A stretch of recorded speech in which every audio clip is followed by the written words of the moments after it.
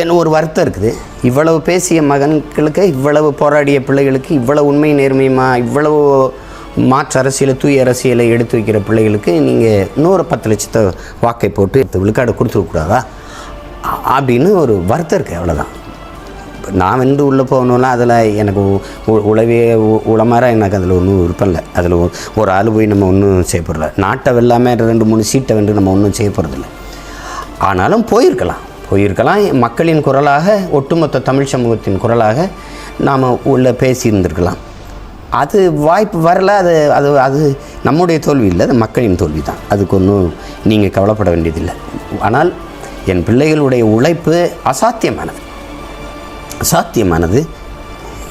நான் எதிர்பார்த்தேன் நான் வென்றுவேன், 5-6 பேர் நம்ம உள்ளே போயிடலாம் அப்படின்னு நான் நினச்சேன். தம்பி இசை மதிவாணன் எல்லாருக்கும் வெற்றி வாய்ப்பை நான் கணித்தேன். அது நடக்கலை.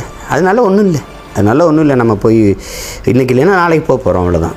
ஆனாலும் உங்கள் உழைப்பு அசாத்தியமானது. என் பிள்ளைகள், என் உடன் பிறந்தார்கள், என் உறவுகள் பெரும்பாடு பற்றீர்கள்ங்கிறதுல நான் ரொம்ப மகிழ்வோடு அதை பகிர்ந்துக்கிறேன். இன்னும் கவலைப்படாதீங்க. இன்னும் 10 ஆண்டுகள் கூட நம்ம போராடுவோம்.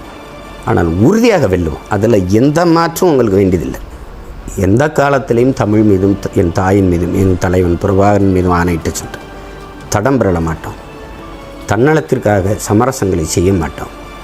எவருக்காகவும் எதுக்காகவும் பதவிக்காக, அற்ப பணத்திற்காக போயிட்டு சமரசம் செஞ்சுட்டு செய்ய மாட்டோம். அதில் வந்து எந்த சமரசமும் எங்களுக்கு இல்லை, நமக்கு இல்லை. நம்ம அதை செய்ய போகிறது இல்லை. நமக்கு அப்படி ஒரு வெற்றி தேவையும் இல்லை. நம்ம முழுக்க மக்களை நம்புகிறோம். 100 விழுக்காடு நம்புகிறோம். மக்கள் நம்மளை நம்புகிற வரை ஐயா குணங்குடி கனிபா அவர்கள் வந்து, அவர் விடுதலைக்காக நான் போராடினேன். அவர் விடுதலை பெற்று வந்த பிறகு என்னை வீட்டில் வந்து சந்தித்து ஒரு வார்த்தை சொன்னாங்க,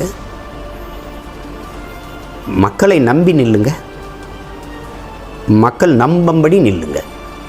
இந்த வார்த்தை எனக்கு சொன்னாங்க. இன்னும் என் காதுகளில் கேட்குது. மக்களை நம்பி நில்லுங்க, மக்கள் நம்பும்படி நில்லுங்க. மக்களை நம்பி நிற்கிறோம், மக்கள் நம்பும்படி நிற்கிறோம். மக்கள் என்றைக்கு நம்புகிறாங்களோ அன்றைக்கி நமக்கு வெற்றி வரும். அது வரைக்கும் துணிஞ்சு நாம் போராடிட்டு இருப்போம். தலைவர் நமக்கு கற்பிச்சிருக்காங்க, வரலாறு நமக்கு வழிகாட்டுது, சத்தியம் நமக்கு சான்றாக இருக்கிறது.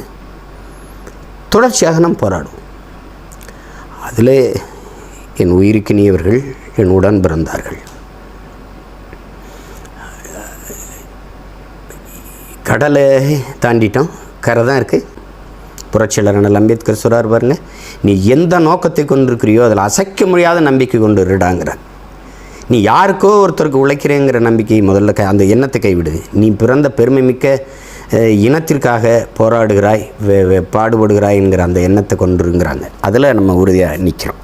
இப்போ அதில் என் அன்பிற்குரியவர்கள், என் அருமை உடன் பிறந்தார்கள், பேரன்பு என்று நான் நேசிக்கிறேனது நாம் தமிழர் சொந்தங்கள், உலகெங்கும் பரவி வாழ்கிற என் தாய் தமிழ் உறவுகள், உங்கள் பிள்ளைகள் எங்களுக்கு துணையாக நில்லுங்க. கடந்த கால தேர்தலை விட என்னை கஷ்டப்படாமல் நீங்கள் பார்த்துக்கிட்டாங்க. பிள்ளைகளுக்கு கட்டுத்தொகை போடுறது, கொஞ்சம் செலவுகள், அதெல்லாம் பார்த்துக்கிட்டாங்க.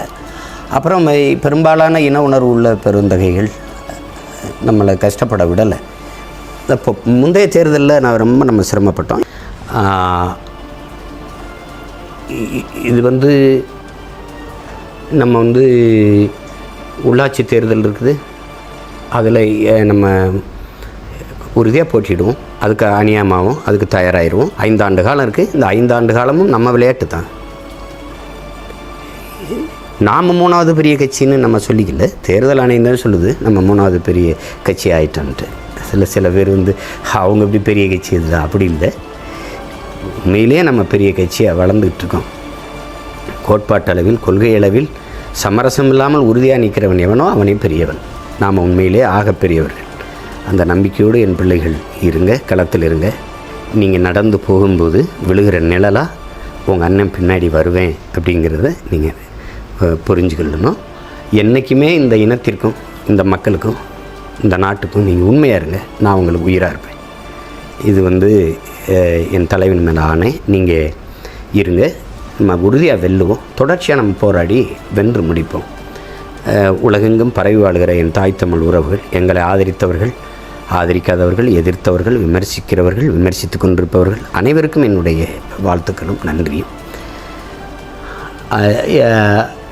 இனி வரும் காலங்களில் உங்கள் பிள்ளைகள் எங்களை நாங்களே செதுக்கி கொண்டு இன்னும் சிறப்பாக, இன்னும் மேம்பட்டு களத்திலே செயல்படுவோம் என்கிற உறுதியை உங்களுக்கு இந்த நாளில் தருகிறேன். 10 ஆண்டுகளில் எளிய பிள்ளைகள் நாம் தமிழர் நிலத்தில் ஏற்படுத்திய அரசியல் தாக்கத்தை எந்த அரசியல் இயக்கமும் செஞ்சதில்லை. அதில் உங்களுக்கு மாற்று கருத்து இருக்க முடியாது. சிறுக சிறுக நம்ம வளர்ந்து வந்தாலும் வளர்ந்து கொண்டிருக்கிறோம். அதை யாரும் மறுக்க இயலாது.